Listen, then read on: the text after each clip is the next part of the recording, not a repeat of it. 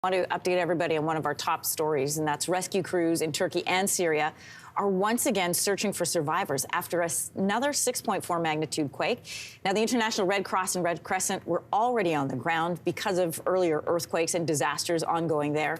For a look at what's happening today, joining us again is Head of Operations, Chiron Lavera, in Damascus, Syria. Good to see you again, Chiron, but I'm sorry about this news that you and I are discussing. In Syria alone, at least 470 people were injured by that quake yesterday. Hospitals, you explained to us, were already struggling to deal with victims from the previous quakes. How is everyone coping today? Yes, unfortunately, there's a lot of panic. A lot of people slept on the streets last night because of the danger of these. We see these with these aftershocks. Of course, the two aftershocks yesterday were much smaller than the original one 2 weeks ago, but nevertheless, the people are already traumatized. So there's a lot of panic. Red Cross, Red Crescent operations are already in the ground with emergency items, so they were able to scale up again. But we are concerned by these aftershocks and where people can go for shelter in these types of situations. Yeah, what's happening on the ground right now? What's your biggest needs?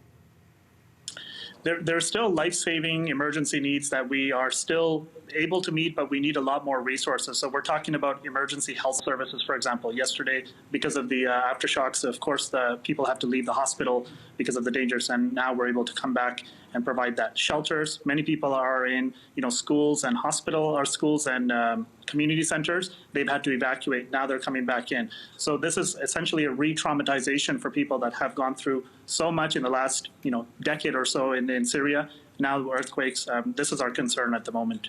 Chiron, what do you want people here in Canada to know about what Syrians specifically are facing and what they can do to help? Well, I think first and foremost, empathy goes a long way.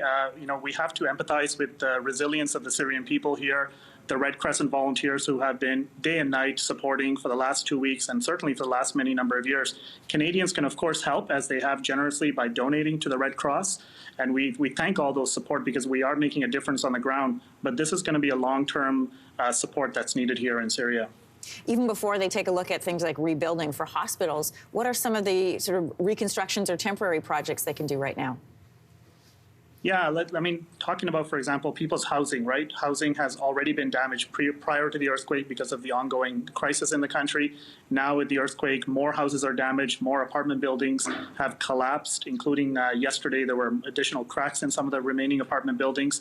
So housing is a major concern for us as the Syrian Red Crescent, who is responding on the ground. We're able to provide that temporary solutions for people with shelter, but people need long-term, durable solutions. And so we want to appeal to all of our supporters in Canada and elsewhere to continue to support some of this resilience work that we are building towards here. Chiron, thanks so much for joining us this morning, updating us on the very latest from the ground there. Thank you. Hey, thanks for watching. If you liked this, be sure to subscribe here, or you can check out more Your Morning videos right here.